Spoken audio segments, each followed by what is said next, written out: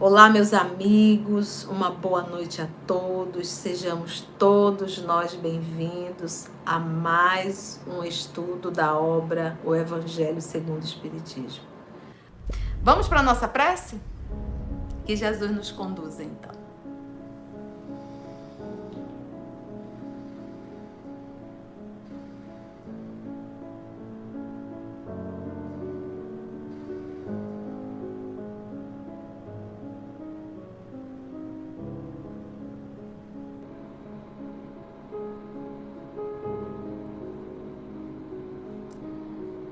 Divino amigo Jesus, amor amado, queridos amigos espirituais aqui presentes, mais um encontro, Senhor, em Teu nome, mais um momento de estudar, mais um momento de refletir. O corre-corre da vida que criamos, a nossa falta de disciplina com o tempo, nos impossibilita muitas vezes, Senhor, de orarmos, de lermos uma página edificante. Entregamos a nossa mente, o nosso pensamento aos afazeres domésticos, aos afazeres profissionais, muitas vezes à futilidade. E tudo isso leva tempo, toma o tempo.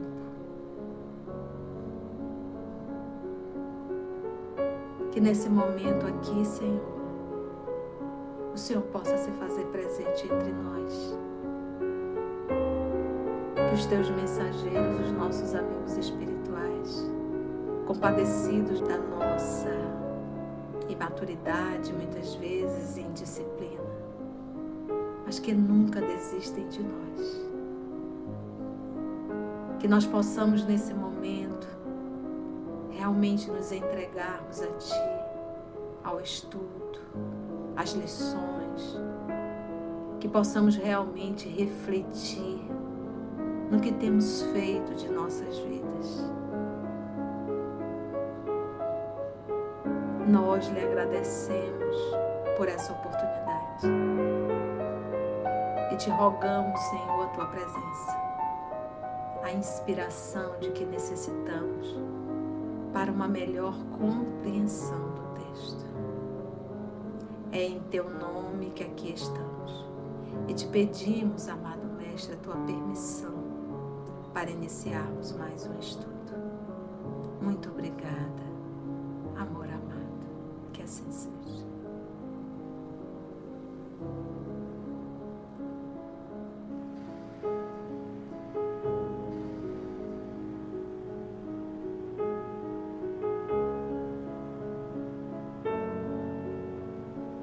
Vamos então para o nosso evangelho, gente. Nós estávamos estudando a semana passada, não julgueis para não seres julgados, aquele que estiver sem pecado atire a primeira pedra. Que aí nós estudamos a passagem da mulher adúltera e trouxemos o livro para vocês conhecerem essa história de perto, lembra? Então hoje nós vamos pegar o comentário de Kardec, que é muito bom esse comentário de Kardec. Lembra quando Jesus diz assim: hipócrita, raça de víboras, sepulcro caiado por fora e cheio de podridão por dentro. Então ele falava muito isso aos fariseus. Mas tia, ele estava julgando. A pergunta é: qual o propósito? E a outra pergunta que temos que fazer, que é o texto que o Kardec vai trazer, é: ele tem moral para falar? Tem, né? Então é aí que está a diferença. O fato de nós estudarmos o Evangelho não nos torna pessoas passivas. Não nos torna pessoas sem absolutamente nenhum senso. E tem uma frase de Jesus que eu gosto muito: seja manso como uma pomba, mas seja prudente como uma serpente. Então eu não posso perder o meu bom senso, a lógica e os critérios. Então, o que está por detrás do meu julgamento? Qual a intenção que eu estou fazendo esse julgamento? Para quem eu estou fazendo? A misericórdia divina, a lei que está gravada em nós, ela vai estar de comum acordo com as minhas intenções. Por quê? Porque nós podemos enganar o mundo inteiro, mas nós não podemos enganar a nós mesmos. Nós sabemos o que está por detrás de cada atitude nossa.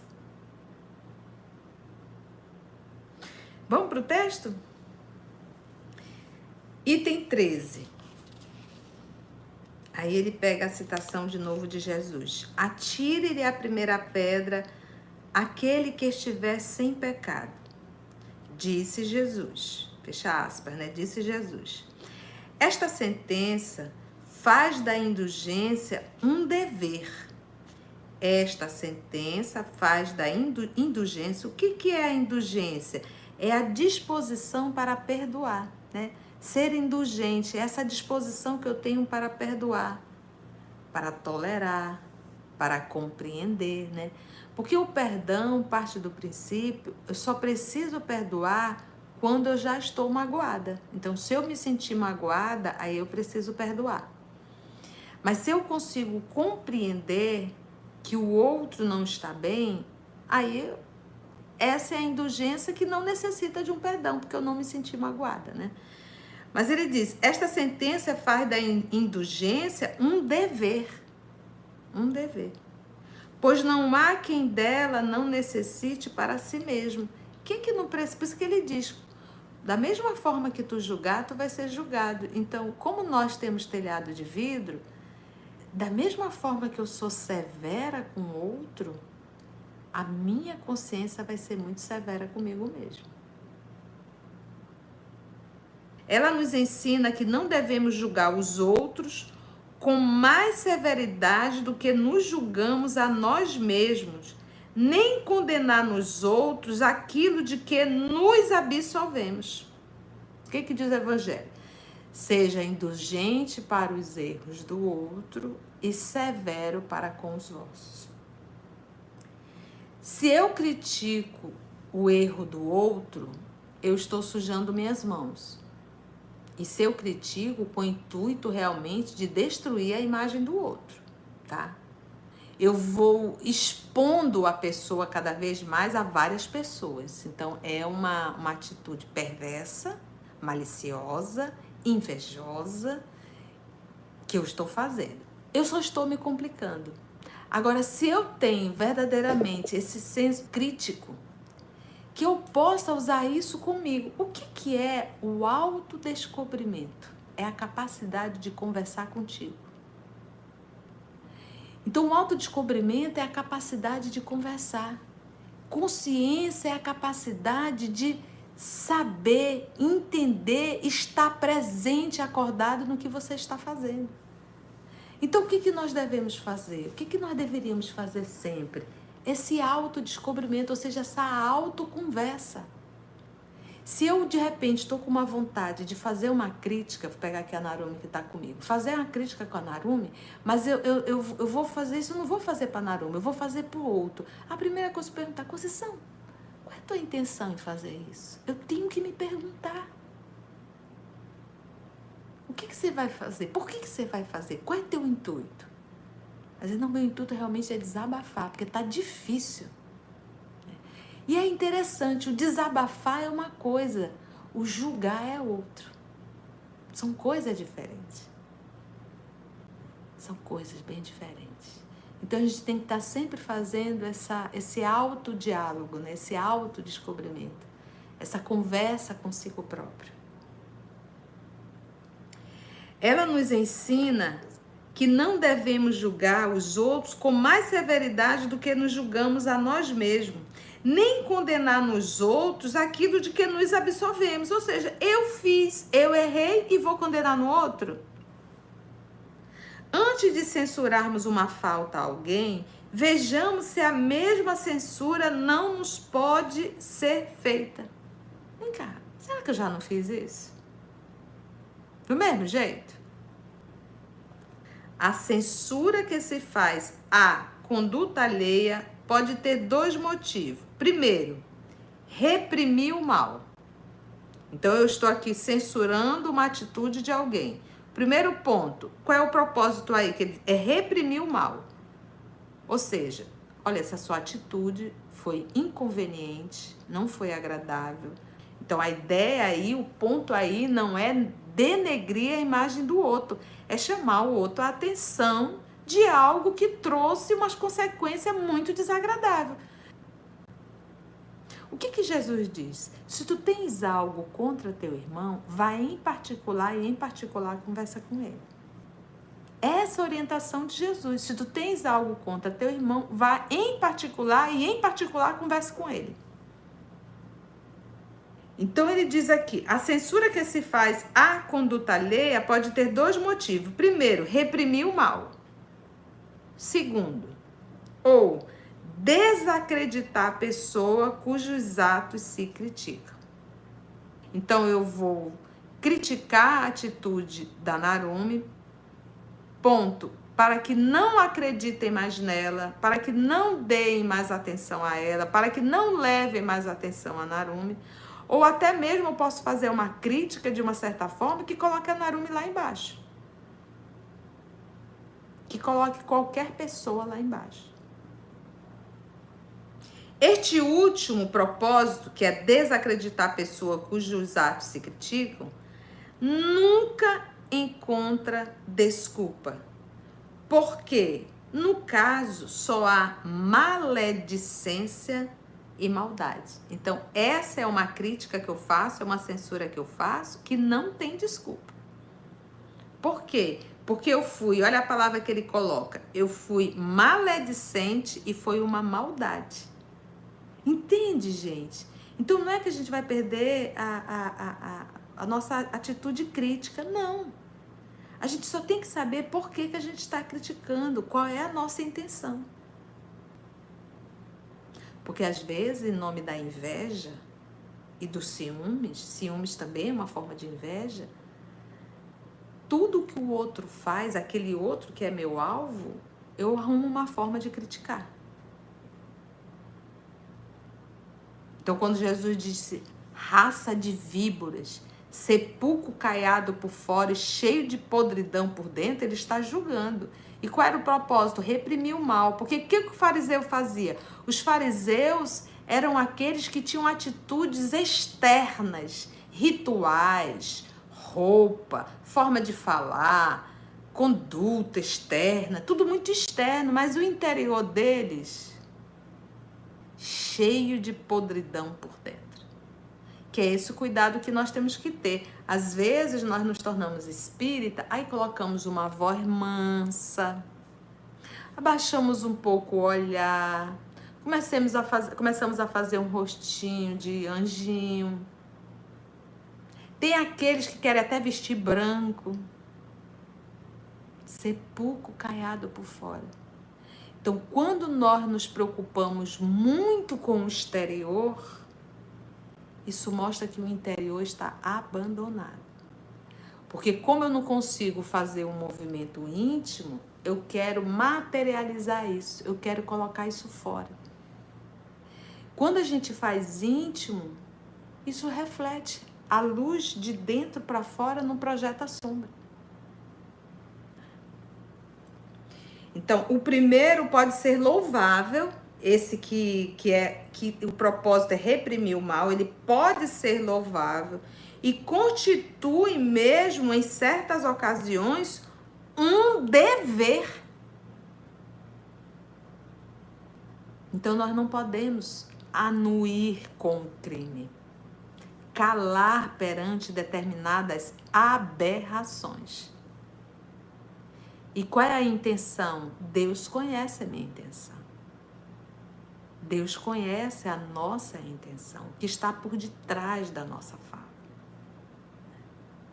Então, São situações que a gente tem que entender, que a gente vai se posicionar. Muitas vezes vamos criticar, porque é um mal, isso vai prejudicar muita gente. E se a gente ficar calado, aí a gente pega o livro dos espíritos. O mal toma uma proporção maior porque o bem é tímido.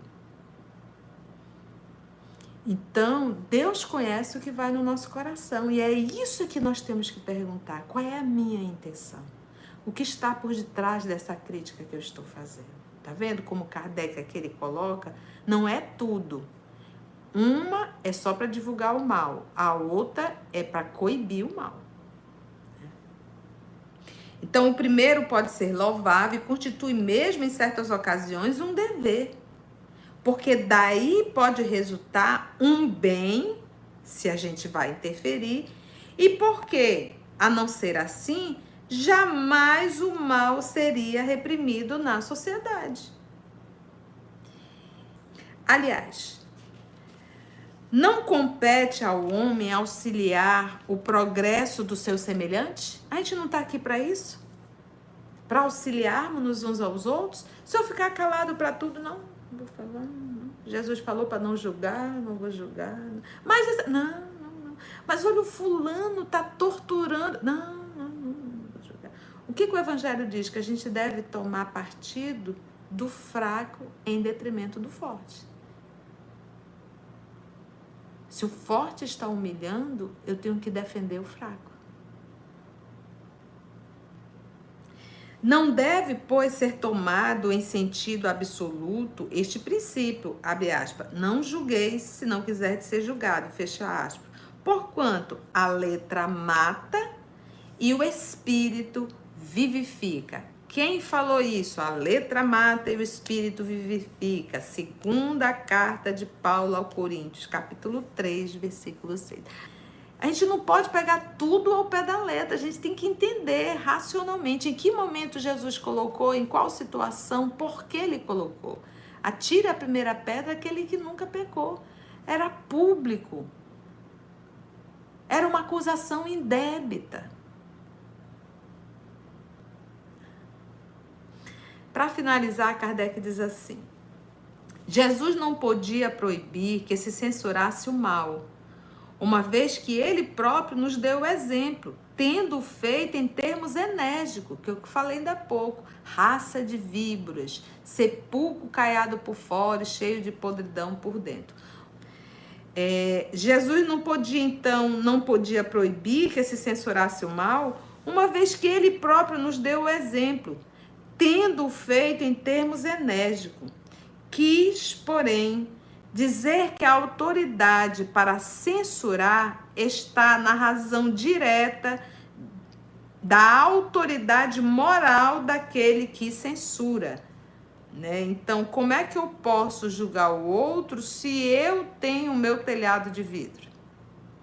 Como é que eu posso falar não fuma se eu estou fumando, não beba se eu estou bebendo, não se prostitua se eu estou me prostituindo? Tornar-se alguém culpado daquilo que condena nos outros é abdicar dessa autoridade. É privar-se do direito de repressão. Então, se eu faço também, fica caladinho. Vamos dizer, amanhã é o sujo falando do mal lavado. Não tem como. A consciência íntima, além disso, nega respeito e submissão voluntária àquele que, investido de um poder qualquer, viola as leis e os princípios que está encarregado de aplicar. Então é mais ou menos assim, eu estou para aplicar uma lei, mas eu mesmo violo a lei. Com que moral eu vou aplicar essa lei?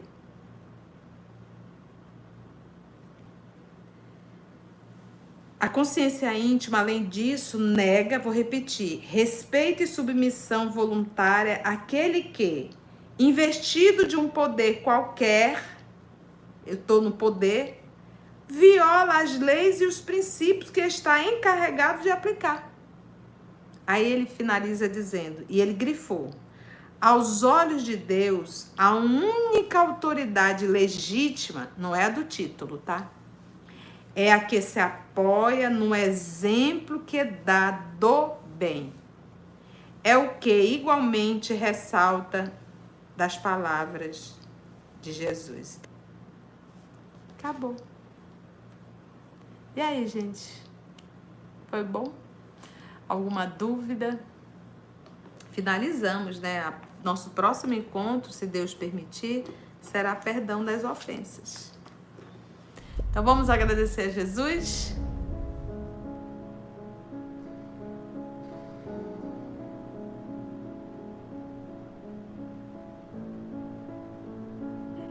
Amados amigos, irmãos, vamos então elevar o nosso pensamento à gratidão, realmente, gratidão.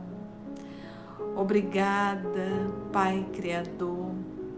Obrigada, amado Mestre Jesus, amor querido, por tanto carinho, tanto cuidado com cada um de nós.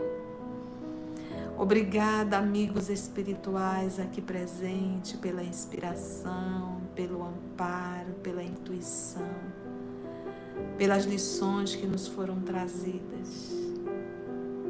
Amor querido,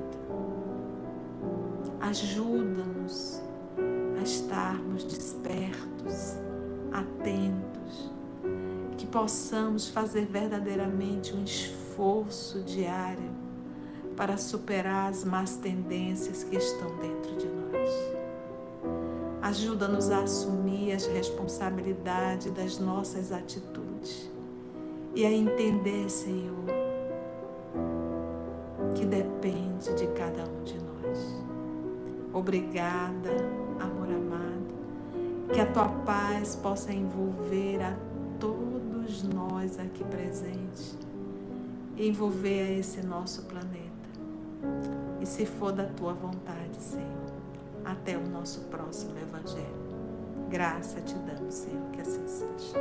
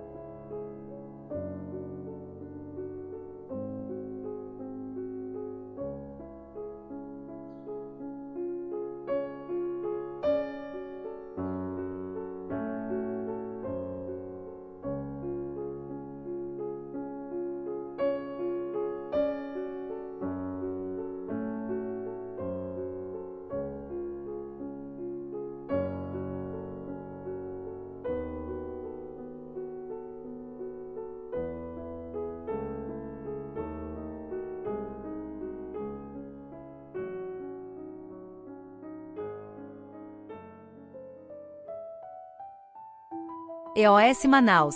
Estudando para servir ao Cristo. Visite nosso site em www.eosmanaus.org. No YouTube, procure o canal EOS Manaus. Participe do nosso grupo no Facebook. No Instagram somos @EOS Manaus. Escute e estude na Rádio Manaus de Estudos Espíritas.